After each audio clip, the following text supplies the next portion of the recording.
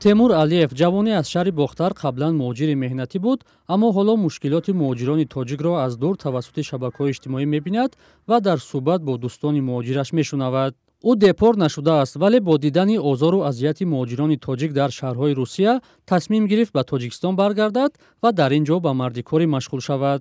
темур мегӯяд ният надорад ба Русия равад. Уҷо шаҳри мардум все-таки ҳам документ қимати дага ҳам дидесем наворое ки дар интернет дар стройко задаву мисол кашолакада бироварда мисол чанд соато қапида рӯзо мисол дар адело местан чем ҳаму азоб ҳози ҳами ватанда баргаштагишон хуб.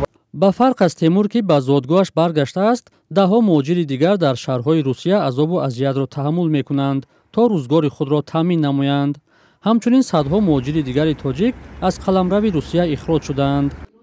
дар як маҳфили журналистикаи иқтисодӣ бо номи тавозун ки дар шаҳри Душанбе баргузор шуд, мушкилоти муҳоҷирони бекор баъд аз бозгашт ё ихроҷ аз Русия баррасӣ гардид.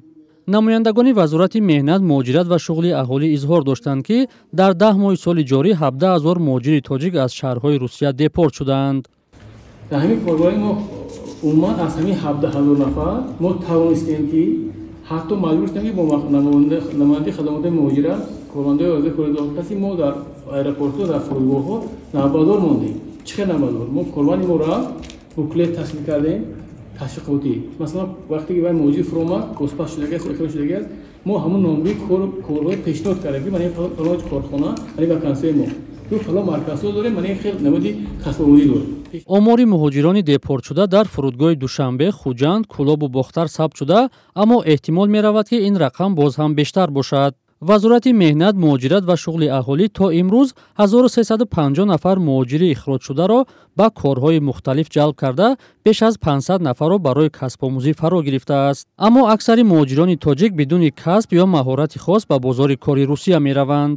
сифати касби муҳоҷирони меҳнатӣ ки ин яке аз омилҳое мебошад ки барои баланд бардоштани ҳифзи иҷтимоии муҳоҷирони меҳнатӣ ва умуман таъмини меҳнати муносиба, меҳнати арзандая байни онҳо таъмин мекунад. лекин мутаассифона ҳамин омодагии мардуми мо ба муҳоҷирати меҳнатӣ дар сатҳи паст қарор дорад.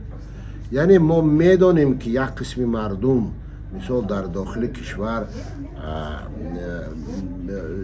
шуғли пурмаҳсул ёфта наметавонанд бо маҳсул ва ба хориҷа мераванд ва ба ин омодагӣ намебинанд.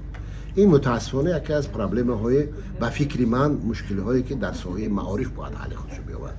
яъне мо дар синфҳои болоии мактабҳои миёна бояд ки махсус курсҳое бошад барои омодагии ҷавонон ба ворид шудан ба бозори меҳнат. бекорӣ ё кор бо маоши кам яке аз мушкилоти асосии ҷомеаи Тоҷикистон аст ки ҳазорон нафарро ба муҳоҷират маҷбур мекунад. тибқи омори расмии мақомоти Русия, ҳоло беш аз 1 миллион шаҳрванди Тоҷикистон дар ин кишвар кору зиндагӣ доранд.